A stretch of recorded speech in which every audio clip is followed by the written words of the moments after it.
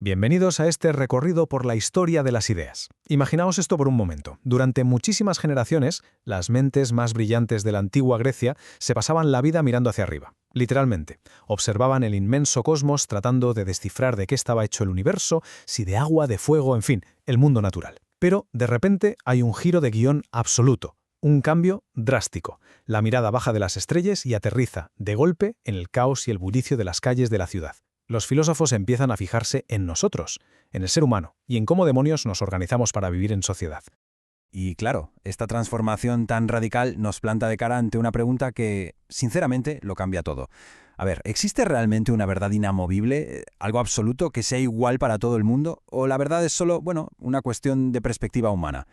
Y no penséis que esto es solo una charleta de café para filósofos, ¿eh? Las apuestas aquí son altísimas. La respuesta a esta simple pregunta es lo que define los pilares de la política, de la moral y, en el fondo, de las reglas del juego de nuestra sociedad.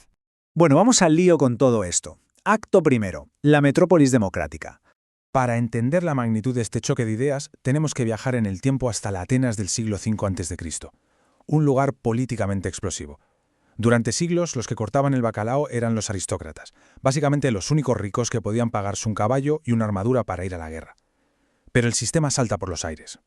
Primero hay un boom económico y comercial brutal, y luego el golpe de gracia. Los griegos vencen a los persas en las guerras médicas. Pero ojo, esa guerra no la ganaron los jinetes pijos de la élite, que va, la ganaron los soplitas de clase media y los pobres que remaban en los barcos. Y claro, esta gente, después de dejarse la piel y derramar su sangre, se plantó y dijo: «Oye, nosotros también queremos mandar». Así fue como se le acabó el chollo a la nobleza y triunfó la democracia ateniense. Y esto ilustra de maravilla cómo el pensamiento griego estaba esparcido por un montón de colonias a lo largo y ancho del Mediterráneo. Pero con el éxito de la democracia y todo el dinero que empezó a fluir, Atenas se convierte en un imán absoluto, un hervidero de intelectuales. De repente, debatir si el universo está hecho de átomos o de aire ya no le importa a nadie. Las nuevas urgencias son súper prácticas. Cómo gestionamos la igualdad, qué significa ser libre y cómo hacemos para que la ley sea lo único que mande en una ciudad donde los cargos públicos se sorteaban. Lo que nos lleva directamente a nuestro siguiente punto. Acto segundo, los pragmáticos. En esta nueva Atenas democrática, las reglas para conseguir poder cambiaron por completo. La espada ya no servía de nada. El arma definitiva y letal pasó a ser la palabra, la oratoria. Y justo aquí es donde entra en escena un grupo súper polémico, los sofistas. La mayoría eran extranjeros, unos auténticos oportunistas que vieron un nicho de mercado increíble en Atenas. Básicamente eran tutores privados que cobraban auténticas fortunas a los ciudadanos ambiciosos que querían ganar debates en las asambleas y arrasar en los tribunales. Eran tipos pragmáticos al 100%. Olvidaos de la naturaleza, ellos vendían las claves de la política y, de paso, empezaron a sembrar por toda la ciudad un ambiente de escepticismo y relativismo moral brutal. Para que os hagáis una idea de lo radical que era este relativismo, fijaos en Protágoras, que era una estrella en la época y coleguita de Pericles. Protágoras soltó una frase que hizo temblar los cimientos de todo. El hombre es la medida de todas las cosas. Una afirmación espectacular. Básicamente nos está diciendo que las leyes no caen del cielo ni vienen de la naturaleza. Son puros inventos humanos, reglas que nos sacamos de la manga según nos convenga. Es más, el tío era agnóstico, decía que la vida era demasiado corta como para saber si los dioses existían o no. Para él, la verdad no era absoluta, la verdad era lo que la mayoría decidiera en ese momento. Ahora, lo que es realmente fascinante es cómo otro sofista, Gorgias, lleva este escepticismo al límite para destrozar, lógicamente, a los filósofos anteriores.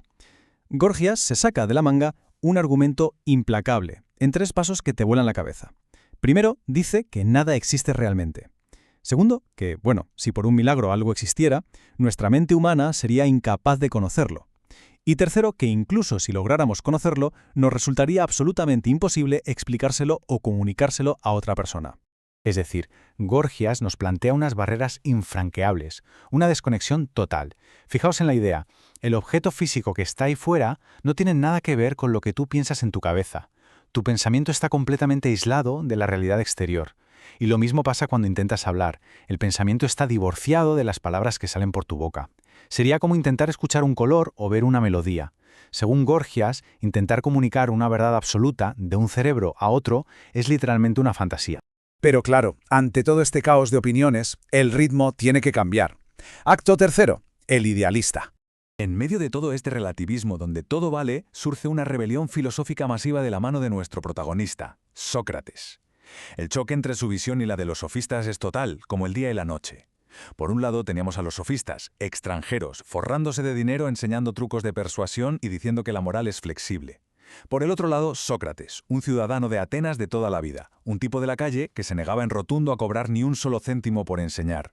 A él no le importaba el poder ni el dinero, su única obsesión vital era encontrar definiciones universales. Él creía, desde lo más profundo de su ser, que sí existe una verdad absoluta, una esencia inmutable del bien o de la justicia. Y lo curioso es que venía de orígenes súper humildes. Su padre era escultor y su madre comadrona.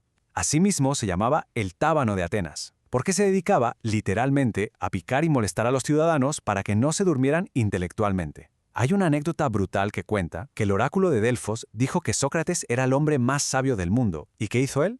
En vez de venirse arriba, llegó a la conclusión de que el oráculo decía eso porque él era el único consciente de su propia ignorancia. Mientras todos los demás presumían de saberlo todo, Sócrates hizo famosa su postura de «solo sé que no sé nada».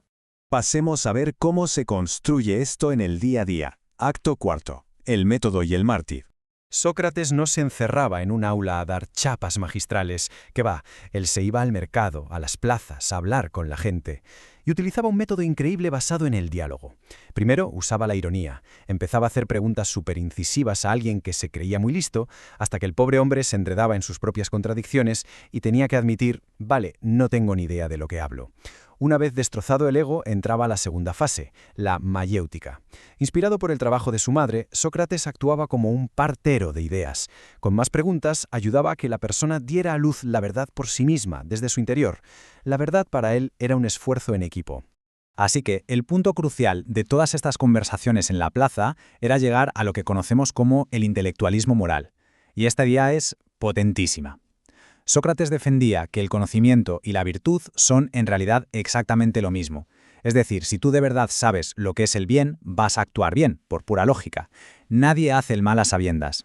El mal, la injusticia, no vienen de que seamos retorcidos o malvados por naturaleza, sino única y exclusivamente de la ignorancia. Si alguien comete un crimen es porque está equivocado sobre lo que realmente le conviene a su propia alma. Pero claro, toda esta búsqueda idealista iba a chocar de frente con un muro de realidad sociopolítica bastante oscuro. Atenas entra en la terrible guerra del Peloponeso y es humillada y derrotada por Esparta. Y después de eso se instaura una dictadura sangrienta, el gobierno de los 30 tiranos. Y aquí viene el gran problema para Sócrates. Resulta que algunos de los miembros más sanguinarios de esos 30 tiranos habían sido, en su juventud, alumnos suyos.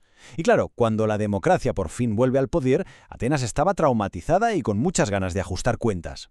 En medio de toda esa paranoia y fragilidad, la recién restaurada democracia ateniense decidió buscar un chivo expiatorio, y apuntaron directamente al tipo más molesto de la ciudad. En el año 399 a.C., Sócrates es llevado a juicio. Los cargos oficiales eran no creer en los dioses de la ciudad, inventarse deidades nuevas y, el más grave de todos, corromper a los jóvenes. Es de una ironía trágica espectacular, ¿nos parece? Un sistema democrático asustado por sus propios fantasmas, usando el peso de la ley para silenciar y condenar a muerte al hombre que más había luchado por la verdad y por desnudar la hipocresía de los políticos. Y así llegamos al final de este recorrido, dejándonos una pregunta rebotando en la cabeza que sigue igual de viva hoy en día. Si hacemos caso a Sócrates, y conocer el bien es lo mismo que hacerlo inevitablemente, cuando miramos a nuestro alrededor hoy, con todas las injusticias del mundo moderno, ¿significa esto que la maldad pura no existe? ¿Será posible que la profunda ignorancia sea al fin y al cabo el único y verdadero gran crimen de nuestra sociedad? Es un enigma tremendo para darle un par de vueltas. Muchísimas gracias por acompañarme en esta disección del humanismo griego y nos vemos en la próxima.